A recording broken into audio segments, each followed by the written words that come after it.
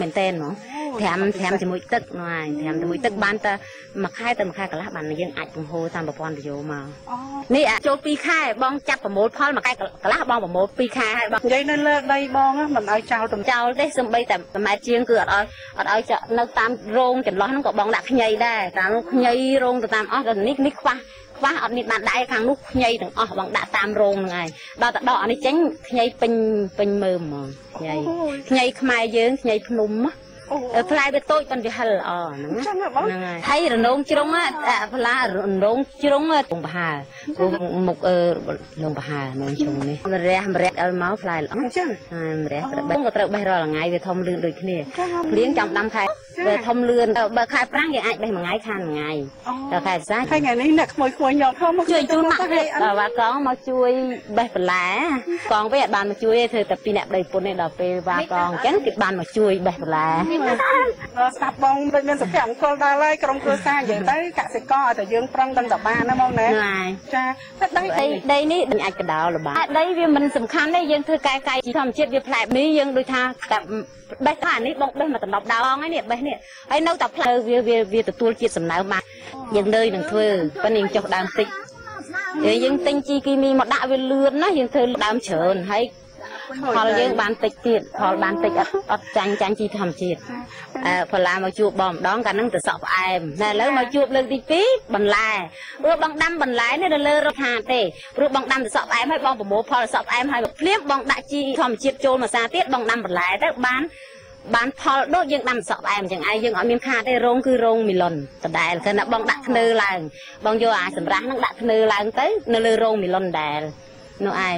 វាមិនសូវហត់ទេព្រោះយើងមានរោងស្រាប់ណាដល់សម្រាប់ប្រងថ្ងៃនេះម៉ួយគាត់មកយកដល់កន្លែងគឺថ្ងៃនេះចឹងណាម៉ួយមកយកអត់ដែលបងអត់ដែលបានយកទៅទីផ្សារទេបងគ្រាន់តែបេះទុកគេមកយកហ្មងបេះមួយសាតាំងស្ដែកតាអណ្ដូងម្រះ200គីឡូជាងបងអាចរៀបរាប់ពីការជ្រើសរើសពូជបន្តិចបងថាការជ្រើសរើសពូជហ្នឹងគេត្រូវមើលពូជវាយ៉ាងម៉េចដើម្បីយកមកដាក់ដាំនៅលើរងទេពូជហ្នឹងតាមយើងទៅទិញតាមទីផ្សារពូជក្រុមហ៊ុនរបស់គេយើងមើលអាយុកាលរបស់វាតែបើសិនជាទឹកតែក្រុមហ៊ុនគេទៅបញ្ជូនមកត្រឹម2 3ខែដាំទៅវាល្អតែស្លឹកអត់មានផ្លែទេតែចាប់ពី6 7ខែឡើងទៅរហូតដល់បាន1ឆ្នាំជាងទៅ2ឆ្នាំអាហ្នឹងពូជហ្នឹងដាំផ្លែល្អណាស់ហ្នឹងហើយយើងមើលទៅគេក្រុមហ៊ុនគេច្រកចូលនៅក្នុងកំប៉ុងឬក្នុងកញ្ចប់គេច្រកថ្ងៃទៅមករាប់ពីថ្ងៃច្រកហ្នឹងរហូតដល់ខែទីខែឡើងយើងយកមកដាំអត់ខុសទេផ្លែណាមកគេទៅក្រុមហ៊ុនបញ្ជូនមកអូតែដើមអត់មានផ្លែគឺកសិកម្មគឺចុះមកបង្រៀនតាមភូមិឃុំបងភ្នាក់ខ្លួនហ្មងកាលមុនដាំអត់បានមើលដល់កសិកម្មគេមកបញ្ចូលកន្លែងហ្នឹងបងទិញក្រោយមកខុសទេគឺចាប់ដល់តែបាន5 6ខែទៅផ្លែដោយកសិកម្មចុះមកប្រាប់មែនល្អណាស់អញ្ចឹងចុះយើងបើសិនជាយើងទុកពូជខ្លួនឯងអត់កើតហ្មងពូជនោះយើងចង់ទុកពូជខ្លួនយើងក៏បានដែរណាប៉ុន្តែដល់ឆ្នាំក្រោយវាផ្លែអត់បានវែងអញ្ចឹងហើយទិន្នផលបានទៀតអញ្ចឹងយើងសុខចិត្តយើងចុះលុយបន្តិចចាស់យើងចំណាយទិញរបស់គេរហូតទិញពូជផងក្រុមហ៊ុនមករហូតយើងអត់ទុកពូជបានទេអានេះទុកបានប៉ុន្តែវាខាតយើងវាធ្លាក់ទិន្នផលហើយផ្លែខ្លីយ៉ាងហ្នឹងបងអានេះហ្នឹងកងែងកងងអាហ្នឹងវាអញ្ចឹងវាទៅនៅលើដើមបងអត់បានតម្លាក់ចុះមកបើសិនវាមានញឹកពេកបើពេលណាអ្នកបងទៅទាញតម្លាក់មកវាអត់កងងអញ្ចឹងទេវាធ្លាក់មកស្លូននេះវាទៅនៅលើបើទាញមកប្រផុតវាបានវេបានទាញតែមុនហ្នឹងបងប្អូនយើងឃើញបងប្អូនអ្នកដើរកាត់ជាមួយឈ្មោះតែនៅខាងនោះជាមួយបងឃើញបងកនោះដាក់លើអាទៀលើល្មដល់អញ្ចឹងទៅត្រូវតែអើពេកខ្ញុំថាអូខ្ញុំនៅនេះសិនហើយបងប្អូនយើងមកថតណែចាអញ្ចឹងឯងមកហ្នឹងចង់បងបេះអស់ហើយនេះបេះអស់ហើយនេះប្រមូលបានទៅអស់ហើយមកចាំនៅតែផ្លែវែកតូចនេះដល់ស្អែកបានពេញផ្លែធំនេះនោះឯងហើយតែបងឃើញច្រើនសឹងអីចាបងយើងនៅក្នុងមករណ្ដៅយើងដាក់បានគ្រាប់ក្នុងបណ្ដៅយើងដាក់2គ្រាប់សគួរវាងាប់តែសម្ដៅពី1ទៅ1 4ទឹកពីចម្ងាយពីវា4ទឹកហើយដល់ពេលមើលទៅវាដុះមក2អាណាដុះមក2ហ្នឹងមើលអាដើមណា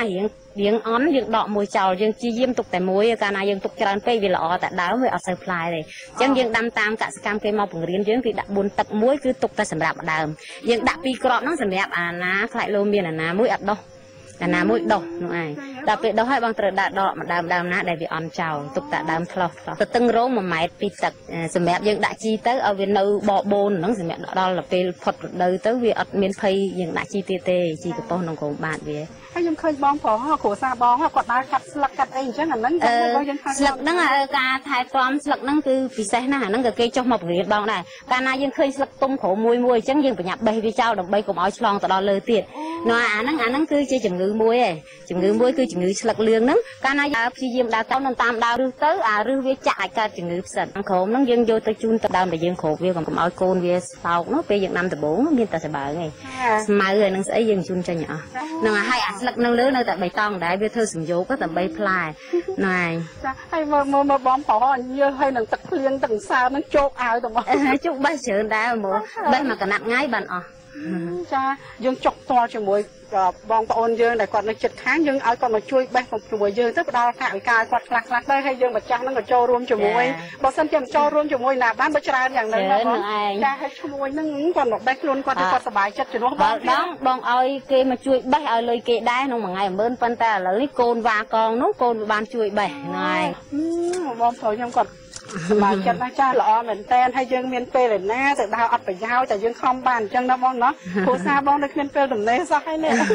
ចាវាខ្វះក៏ដែរព្រោះយើងបានលុយរាល់ថ្ងៃបងអូនឃើញថាអនងបងនេះមានធ្វើទ្រើងធ្វើអីហើយកពោះទ្រើងនេះយើងធ្វើយ៉ាងម៉េចអីយ៉ាងម៉េចកពោះ1 ម៉ែត្រជាងឲ្យតែផុតពីក្បាលយើងទៅអញ្ចឹងបងផុត1 ម៉ែត្រជាងស្រួលយើងឈោងបេះអញ្ចឹងណាអូបើសិនជាទៀបជាងនឹងពេកក៏ពិបាកដែរណាទៀបជាងនឹងពេកពិបាកខ្ពស់ជាងនឹងពេកក៏យើងពិបាកនឹងឈោងបេះដែរ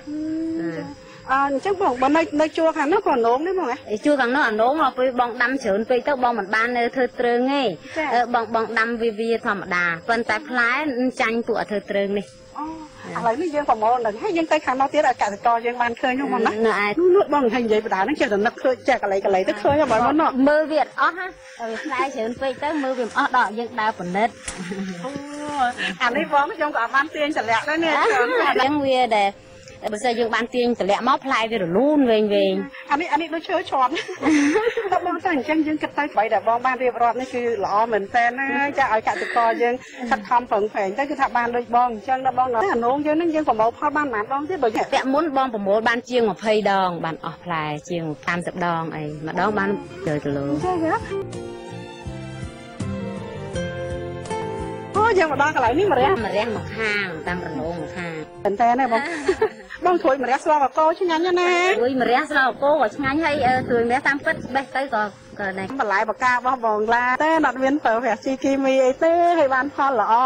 ចាអរគុណណាដល់លោកអ្នកជំនាញផ្នែកកសិកម្មមកបង្ហាត់មេរៀនកសិករយើងណាចាអូអូនប្រុសឈ្មោះនៅខាងនេះមកចាអូនបានច្រើនគីឡូនៅណាបានបងបានច្រើនដែរអូនអូនឈ្មោះនេះខ្ញុំឈ្មោះឈិនវាសនា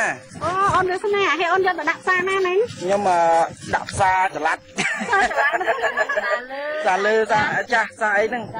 តាសាមគីហ្នឹងអញ្ចឹងបាទចាណអូនអញទៅខាងនោះបងប្អូនទស្សនិកជនផងធ្វើអត់ឯងហើយនិយាយពេលដែលយកបន្លែយើងទៅហ្នឹងបងប្អូនយើងគាត់ទិញច្រើនណាអូនបាទទិញច្រើនតាបងអញ្ចឹងបាទពួកគាត់ដឹងថាបន្លែយើងហ្នឹងដាំដោយធម្មជាតិអញ្ចឹងណាបាទអូស្នេហ៍អីអូនឯងទៅខាងមុខណាបាទតាំងតើអូនទៅយើងទៅខាងនោះទាំងអស់គ្នា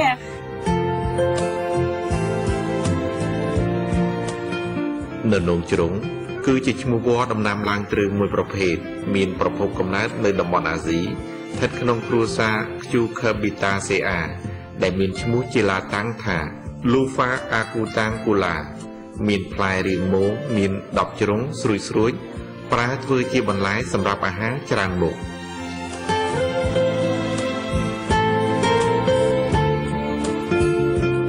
តូចនេះប្រហែលជាខាងស្អែកបេះហើយវាចេញតនេះរហូតធំយើងនេះគេធ្វើអីបងធំហ្នឹងសម្រាប់បងពេលខែប្រាំងបងបង្ហូរទឹកបងបង្ហូរទឹកចូលទៅដំណាំហើយនឹងបងបង្ហូរដែលជីដែលបងប្រាប់ថាបងត្រាំធៀងខេតមួយអាចជាវហើយនឹងអាចមើលអញ្ចឹងណាតែបងអញ្ចឹងយើងយកទៅដាក់នៅកណ្ដោទៅបងនៅនងជ្រុងជារុក្ខជាតិសម្បូរទៅដោយសារធាតុសំខាន់ជាច្រើនមានកាកសរសៃផូស្វ័រជាតិដែកដែលជួយផលិតគ្រាប់ឈាមរួមនឹងសារធាតុដទៃទៀតជួយដល់ធ្មេញនិងឆ្អឹងរបស់យើង